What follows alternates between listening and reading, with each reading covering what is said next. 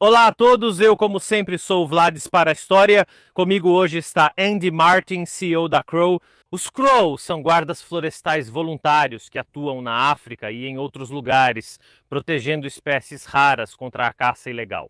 Se vocês quiserem saber mais sobre esse trabalho incrível deles, junto com o Andy fizemos há um tempo uma live maravilhosa onde ele explicou muitos detalhes da profissão deles. Vou deixar para vocês na descrição e no canto superior direito para clicarem. Mas hoje estamos aqui para falar do outro assunto, um pouco mais prático. Estamos aqui para falar sobre as armas dos guardas florestais. Andy, como primeira pergunta, vou te fazer. Vocês não têm muita escolha de armas, porque vocês têm o que lhes dão em poucas palavras. Me explica isso, como funciona. Vocês chegam ao local e recebem as armas.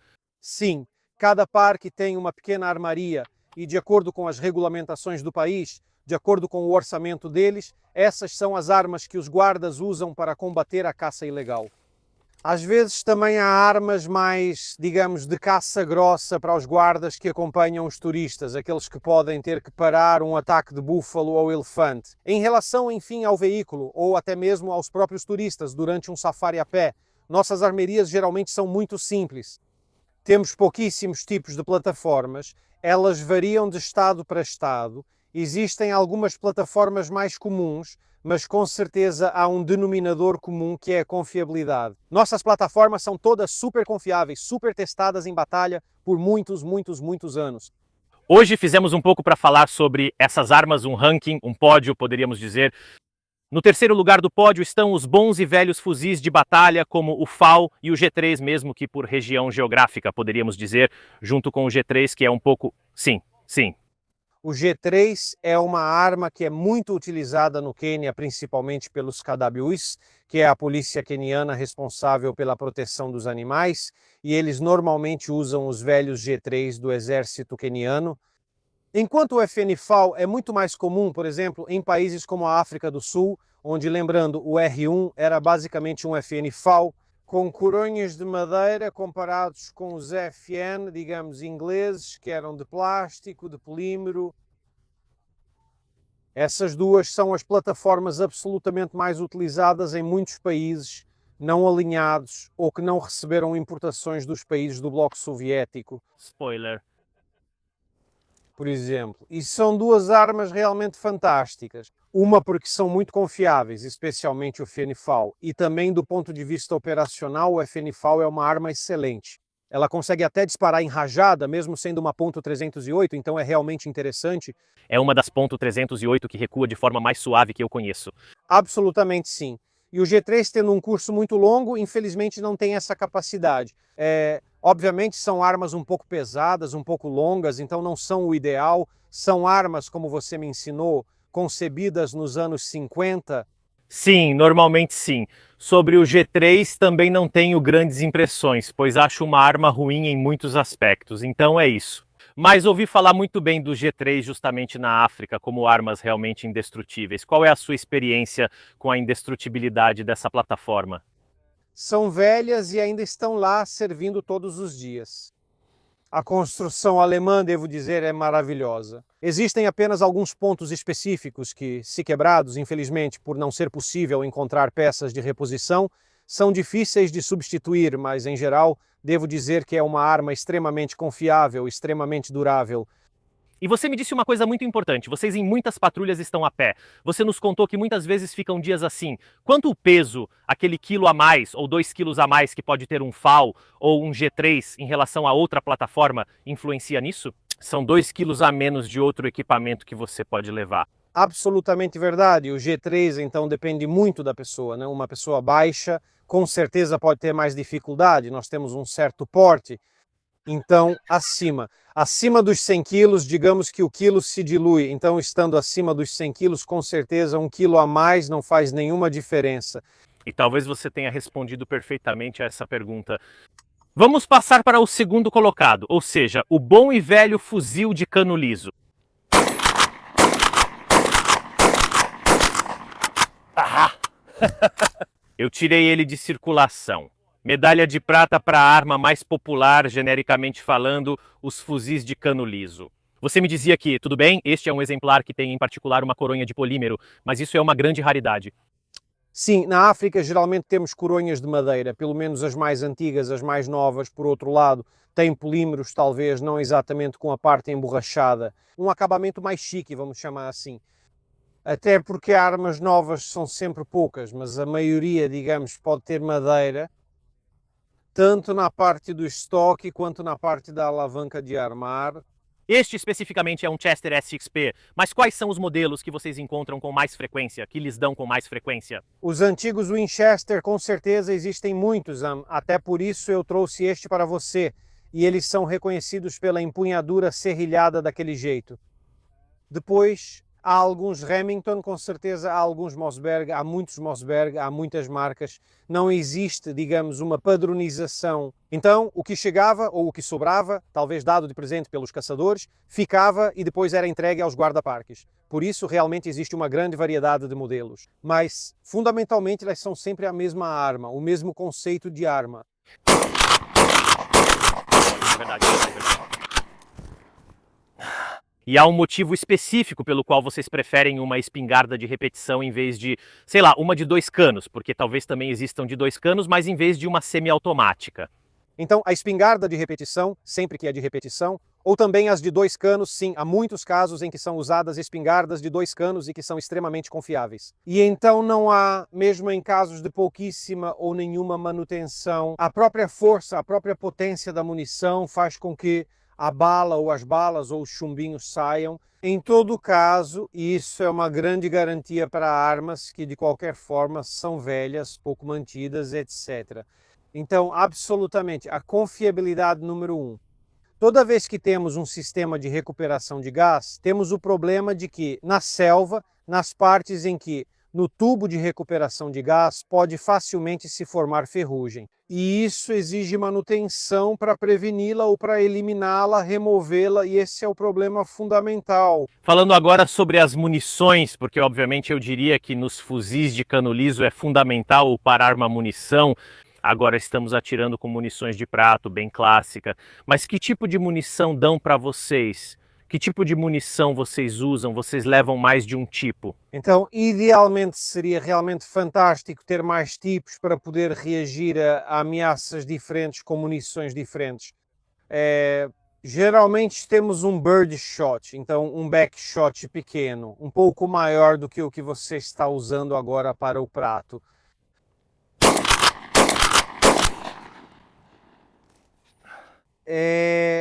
Idealmente tentamos misturar diferentes tipos de munição no tubo. Talvez a primeira possa ser uma bala única, uma Brenneken talvez, que é capaz então de parar um animal mais importante. Não estou dizendo um elefante, porque para esses precisamos de calibres bem superiores, mas talvez um leão, um leopardo. Queremos pará-lo antes que aconteça um acidente fatal, então usamos isso. Claramente, obviamente para pessoas é um exagero, seria demais.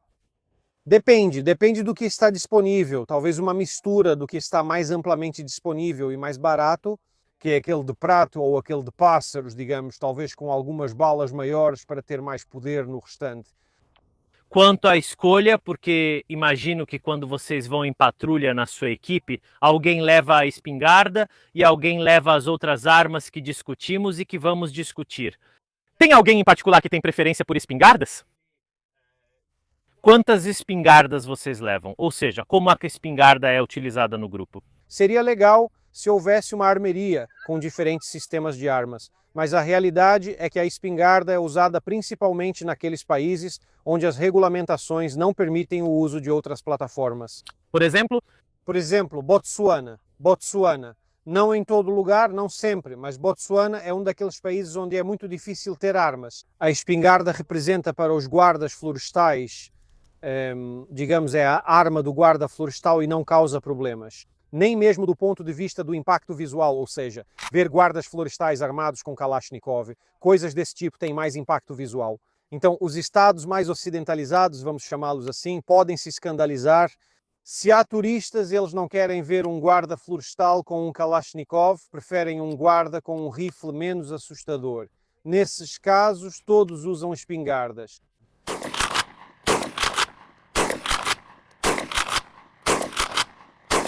E assim como quando chegamos na África Central ou no Congo todos têm AK, é muito raro dividir, não há uma grande necessidade no nosso caso. Ainda mais porque não há ameaças de drones, não há ameaças estranhas que possam exigir o uso, talvez de uma 12 misturada com outros AK. Ok, claríssimo, só perguntei porque pensei nisso. Você tem alguma história de interação com turistas? Estamos assustados e perdidos, eles encontraram vocês? Pessoalmente, eu nunca tive problemas, até porque eu sei que quando há turistas é preciso se comportar de uma certa maneira, ser sorridente, ser aberto e nunca segurar a arma de uma forma que possa parecer agressiva. Existem algumas posturas que usamos, por exemplo, segurar a arma de forma equilibrada é uma dessas posturas não agressivas que passa a ideia de que estou ali para trabalhar. A arma é um objeto, é uma ferramenta. Não estou ali para ser um guerrilheiro ou mercenário ou algo do tipo. Depois, com um belo sorriso e conversando com as pessoas, cumprimentando, explicando que estamos aqui para fazer isso, as pessoas geralmente entendem. Então, pessoalmente, devo dizer que sempre consegui resolver tudo com um sorriso e talvez oferecendo uma boa cerveja à noite. Então, não, eu não posso reclamar. Mas alguns gerentes de parque são particularmente sensíveis ao assunto e lá seguimos os protocolos de forma mais rigorosa. Antes de chegar ao número 1, que talvez como vocês já perceberam será o K, eu peguei um K um pouco mais sofisticado do que vocês realmente têm, porque essa é a realidade. Como bônus, você mencionou armas estranhas e raras que não se espera encontrar em um parque no coração da África Negra. É verdade, existem armas, como por exemplo no Zimbábue há alguns Stribog. Os Stribog são submetralhadoras. Armas que disparam em 9 mm não servem para o uso dos guardas florestais, porque precisamos de um calibre que seja capaz potencialmente de parar tanto um animal quanto eventualmente uma ameaça de algum terrorista que queira, digamos, nos fazer mal. Outras armas estranhas, por exemplo, o FNSK em Camarões é frequentemente utilizado. De onde ele apareceu? Ele apareceu porque na área específica onde eu estamos no Sahel, então na região de fronteira com a Nigéria, região leste da Nigéria, área do Boko Haram. Então é uma área onde o exército e os guardas florestais trabalham lado a lado. E nesse caso, as armas deles se tornaram as nossas armas e usamos as mesmas plataformas. Esse é o motivo pelo qual uma plataforma tão cara e nova está sendo utilizada. Outra coisa muito incomum é o molote. Então, uma AK calibre 12 na Costa do Marfim, existem alguns parques que utilizam somente e exclusivamente esses. Até mesmo. Eles criam alguns problemas porque, como dissemos anteriormente, sendo semiautomáticos, a ferrugem impede que o segundo cartucho entre na câmara. Isso é uma grande desvantagem. Mas o calibre 12 na selva, a selva é realmente densa. Bem, enfim, ainda sei porquê. Então, Vou te perguntar outra coisa. Sei que não é especialista em armas históricas, mas já tentaram te dar alguma relíquia com mais de 100 anos? Tipo um velho Lee Enfield inglês. Vai. vai, absolutamente. Sim, foi a minha primeira arma. Sério? Na primeira vez que trabalhei como guarda florestal na África do Sul, me deram um Enfield. Então, bem, quer dizer, era bem velhinho. Felizmente, não tive a oportunidade de atirar em nenhum animal, então não pude avaliar se ele ainda era realmente capaz, claro. Até porque sair por aí sem nem saber se a arma funciona, meu Deus do céu. Era o meu primeiro deslocamento, né? O que tinha era aquilo, então foi isso que usei. Estamos falando de quase 20 anos atrás, então já faz muito tempo.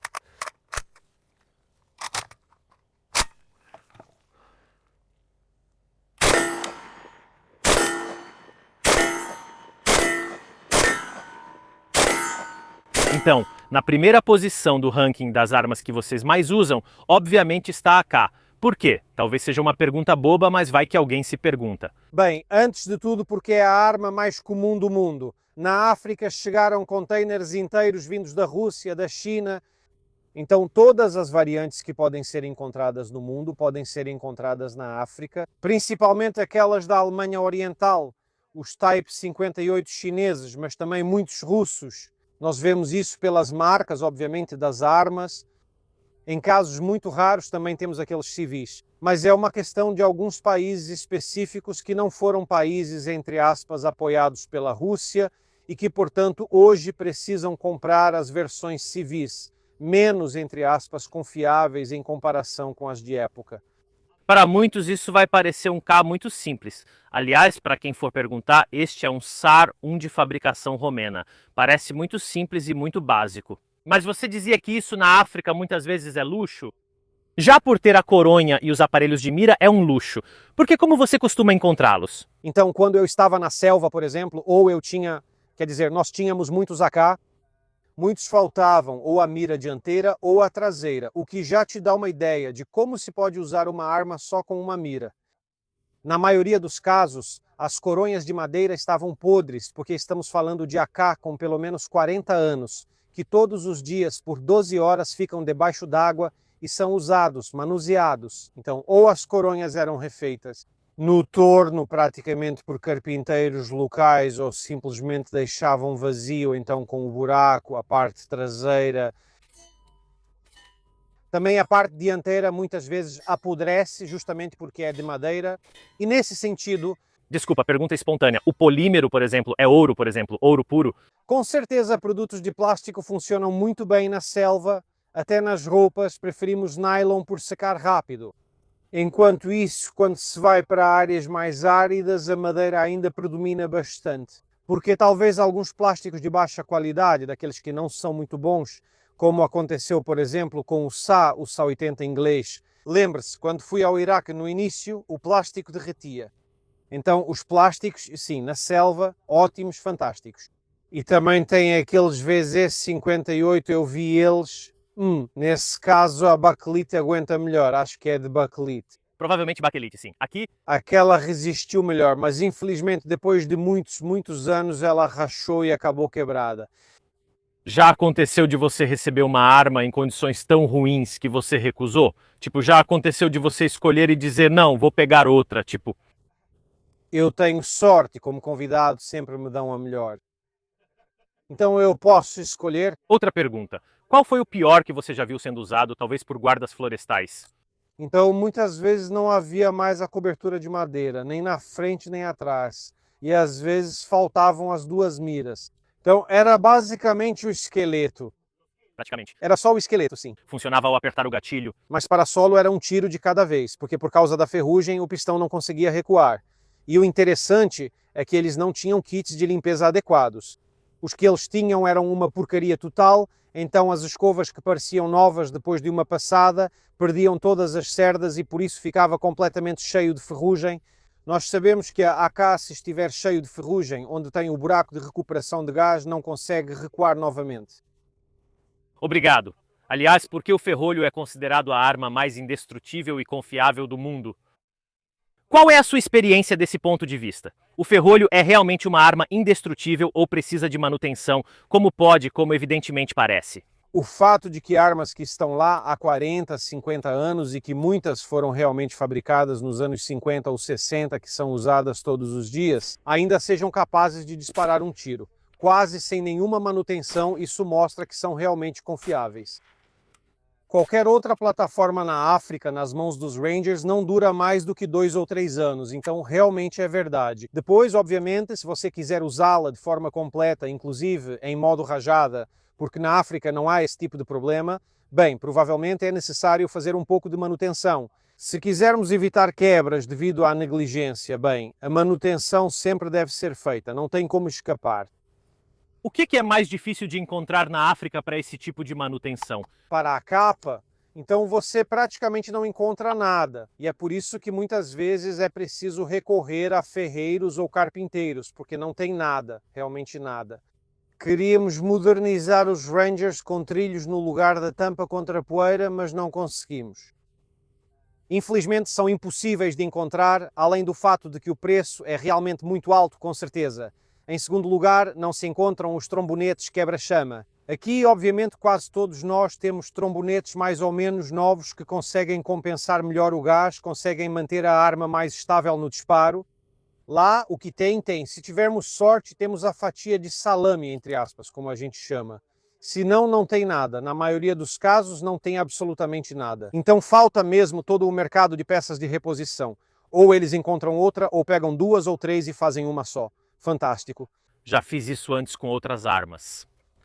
Obrigado.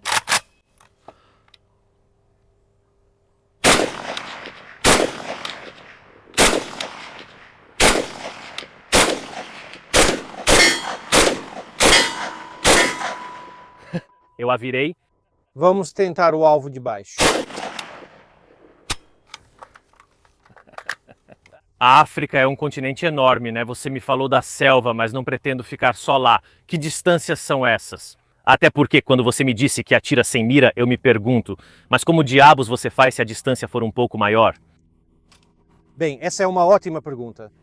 Então depende claramente do ambiente. A África é grande, existem praticamente todos os biomas possíveis e imagináveis, então pode acontecer de o tiro ser mais longo ou mais curto. Mas devemos lembrar que para o nosso tipo de função, nós o utilizamos apenas em condições de autodefesa, seja de animal ou de ser humano, criminoso, terrorista que eventualmente queira atirar em nós porque não quer ser preso. Portanto, estamos sempre falando de distâncias inferiores a 100 metros. Aliás, eu gostaria de ver como se pode justificar um uso de autodefesa a 300 metros de distância. Ok. Não faria nenhum sentido, só haveria o risco de eventualmente ser condenado por excesso de legítima defesa. Ainda mais, depende de quão pouco sensata é a situação. Nós usamos para autodefesa, então, na maioria das vezes. Eu digo no máximo 100, mas geralmente é abaixo de 50 metros. São distâncias em que até mesmo uma plataforma como esta, mesmo sem miras, ainda consegue fazer alguma coisa.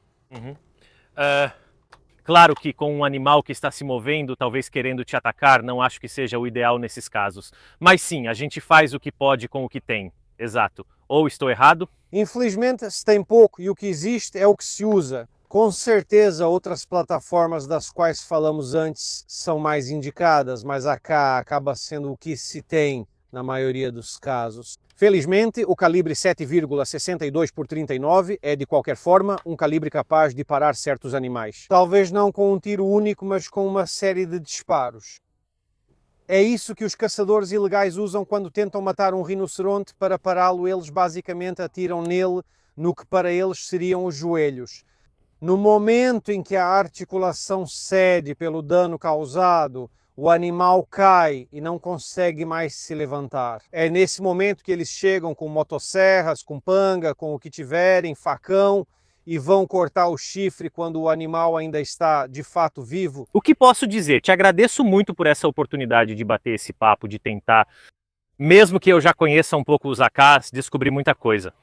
Hoje em dia, por exemplo, alguém reclama que esse é um AK muito básico, muito de fábrica. Nunca mais ousem reclamar na vida de vocês, porque tem gente que trabalha com coisas muito, muito piores. Mais uma vez, te agradeço muito por ter me convidado para fazer esse vídeo. Nós, como sempre, nos vemos na próxima.